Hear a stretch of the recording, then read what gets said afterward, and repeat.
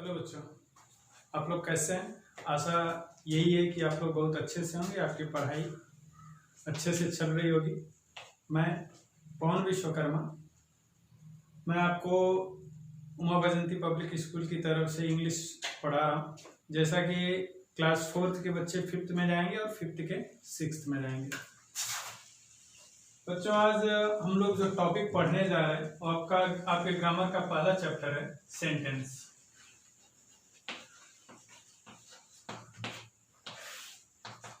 आप लोग जो पहला चैप्टर पढ़ेंगे वो आपका है सेंटेंस। सेंटेंस क्या है, हम इसको आइडेंटिफाई कैसे करेंगे, इसको पहचानेंगे कैसे, तो इसमें क्या क्या होता है हम ये देखेंगे। पहला क्वेश्चन है, what is a sentence.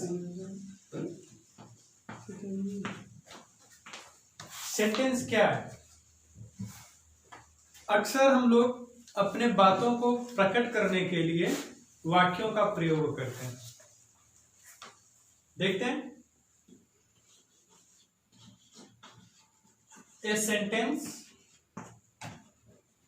Is a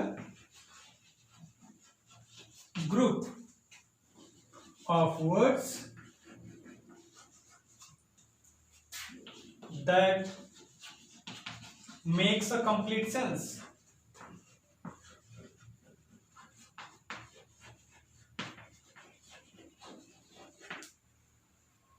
Once again, what is a sentence? Sentence क्या है।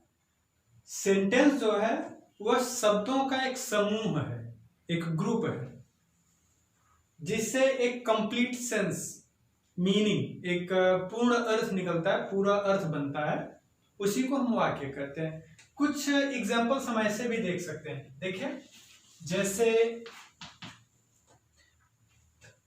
here is Ram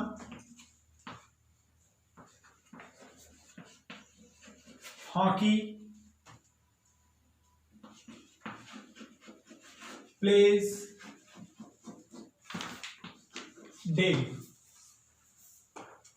देखिए, ये सेंटेंस है, बट क्या ये करेक्ट है, क्या ये ऑर्डर में है, हमें यही फाइंड आउट करना है। सेंटेंस हमेशा करेक्ट ऑर्डर में हो, उसके लिए हमें कुछ रूल्स देखने पड़ते हैं। यहां देखेंगे, राम हॉकी प्लेज डेली। जबकि किसी भी सेंटेंस का ऑर्डर होता है, उसका क्रम होता है, पहले सब्जेक्ट, उसके बाद वर्ब, उसके बाद ऑब्जेक्ट। लेकिन यहां क्या है, राम हमारा पहले सब्जेक्ट आ गया, फिर ऑब्जेक्ट आ गया, उसके बाद वर्ब आया है, और ये हमारा अदर वर्ड है। देखते हैं कि ये ऑर्डर में नहीं है, ये क्रम में नहीं है, सेंटेंस के क्रम में नहीं है, इसलिए इसको इनकरेक्ट बोला जाएगा, गलत बोला जाएगा। अब हम इसको ऑर्डर में करते हैं। देखिए, ऑर्डर आपका वही है, अभी मैं आपको ऑर्डर भी बताऊंगा। राम पहले सब्जेक्ट, इसके बाद वर्ब। वर्ब क्या है आपका, प्लेस, राम प्लेस।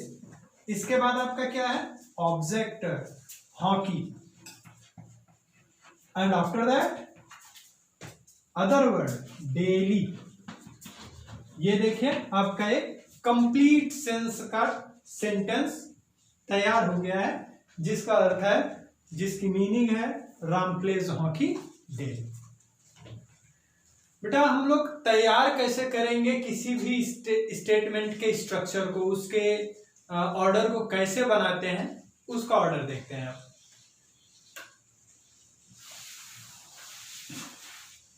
देखिए, कोई भी सेंटेंस हमेशा इस ऑर्डर में रहता है, subject plus verb plus object and plus other. अगर आपको इस तरह से नहीं समझ में आता है, तो आप एक स्ट्रक्चर आप उसका यूज करके आप फाइंड आउट कर सकते हैं क्या है। देखिए, सब्जेक्ट फाइंड आउट करने के लिए हम क्वेश्चन करते हैं हु से, who is a question word, and after that हम लोग जो दूसरा क्वेश्चन बनाएंगे, ये हमारा पहला क्वेश्चन है किसी भी सेंटेंस में। सेकेंड हम क्वेश्चन करते हैं व्हाट टू डू करके, व्हाट टू डू, क्या करना, हम इसको बोलते हैं क्या करना। किसी भी स्टेटमेंट में, किसी भी सेंटेंस में कोई काम बताया जाता है, हम उसको हु के बाद करते हैं।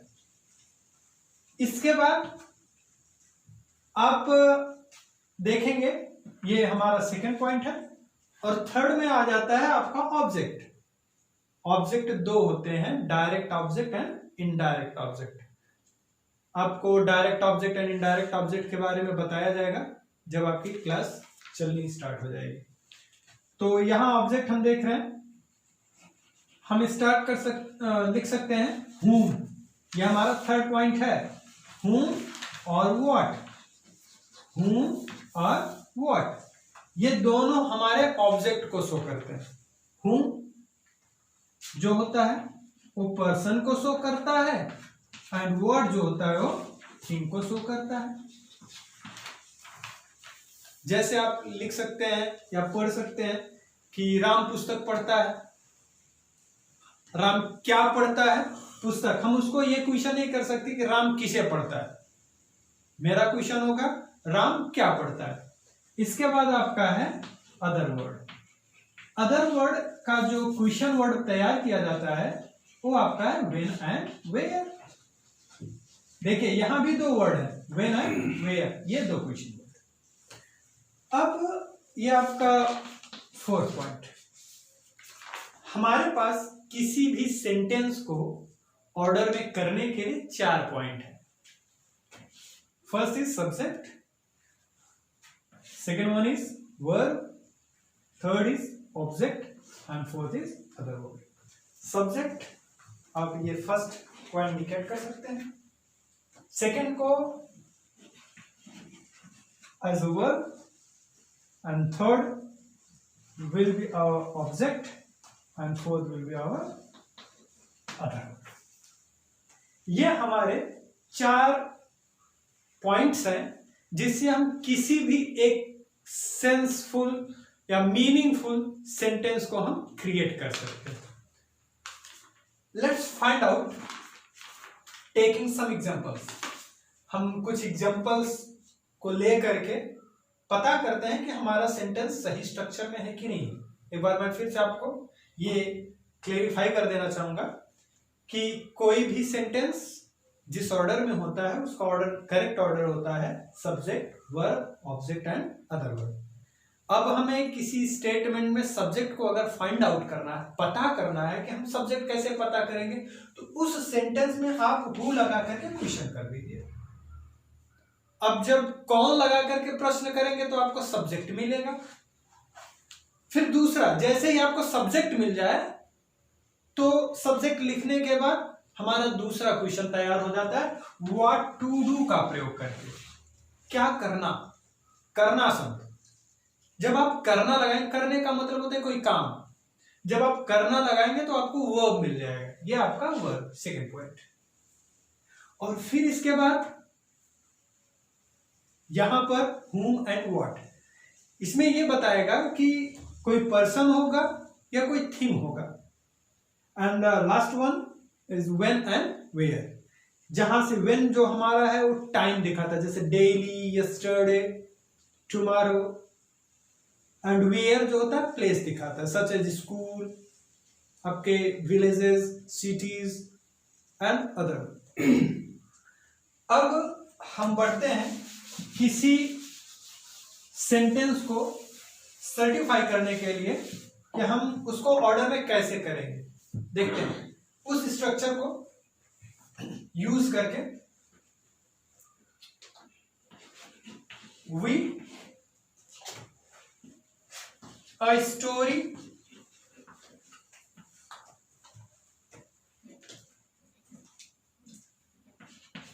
tonight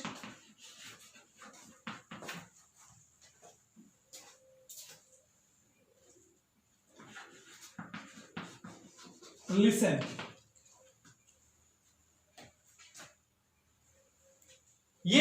हमारे पास कुछ वर्ड्स हैं, अब हम कैसे फाइंड आउट करेंगे? हम अपने उसी स्ट्रक्चर को फिर से दोहराएंगे। सबसे पहले आपको क्या फाइंड आउट करना है? उसमें सब्जेक्ट, हमारा स्ट्रक्चर जो था वो था सब्जेक्ट था। सब्जेक्ट को फाइंड आउट करने के लिए हम कौन सा क्वेश्चन लगाते हैं? हु। अब अगर हम यहां हु का क्वेश्चन करें तो हमारा क्वेश्चन बन जाता है हु कौन, सिर्फ एक वर्ड में, सिंगल वर्ड में, हु कौन, हमारा सिंगल वर्ड तैयार मिल जाता है वी। ये हमारा सब्जेक्ट मिलेगा। Now just let's find out verb, our verb. अब हम लोग पता करते हैं अपने वर्ब के बारे में कि हमारा वर्ब है क्या, और वर्ब के लिए आप क्या करते हैं, क्या क्वेश्चन करेंगे? What to do. ये आपका सेकेंड पॉइंट। सब्जेक्ट के साथ ही what to do we, what to do we, हमारा सब्जेक्ट ये है, तो इसी के साथ क्वेश्चन लगाएंगे। अब इसी सब्जेक्ट के पहले सभी क्वेश्चन वर्ड लगते जाएंगे, what to do we, what and who, सब इसके पहले ही लगेंगे, इसके बाद नहीं, इसके सब पहले। व्हाट टू डू, हमने क्या किया? हमने किया सुना, हमने क्या किया? सुना। It's listen. और सेकेंड पॉइंट, अब हमारा दूसरा क्वेश्चन, सॉरी थर्ड पॉइंट क्या है? हूम, किसे, एंड व्हाट, क्या। अब हम पहले हूम से क्वेश्चन करेंगे। जैसा कि मैंने आपको बताया कि हम जितने भी क्वेश्चन वर्ड वहां ऑर्डर में लिखे थे सब सब्जेक्ट के पहले रखे जाएंगे। जैसे लिसन के लिए मैंने लिखा था व्हाट टू डू, इसके पहले। अब इसके पहले फिर हम लगाएंगे हूम। जरा लगाते हैं, whom we listened.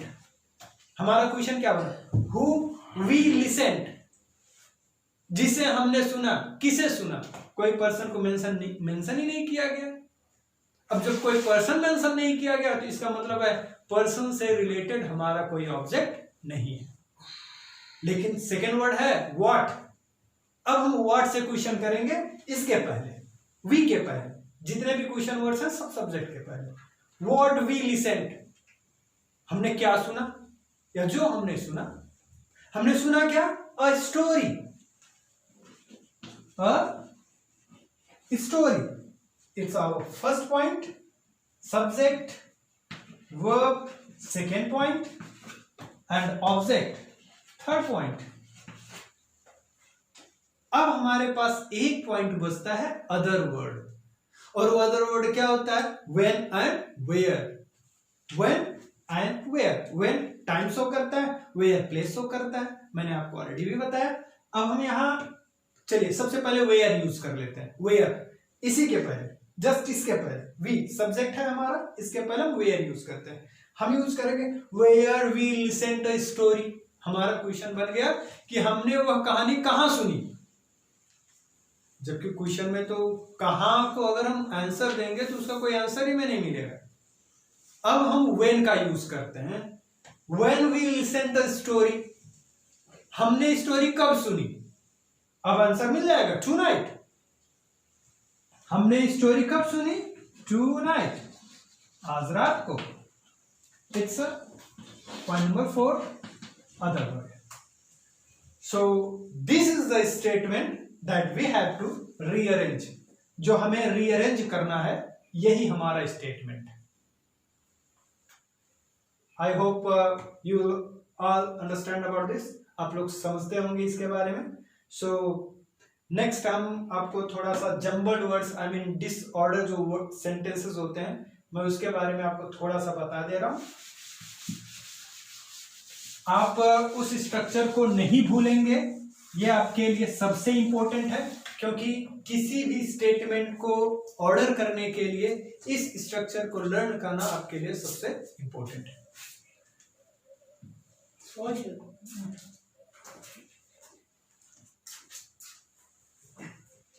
This is the word.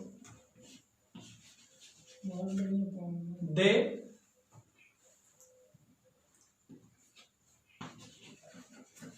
make,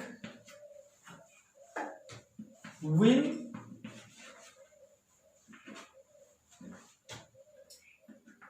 today,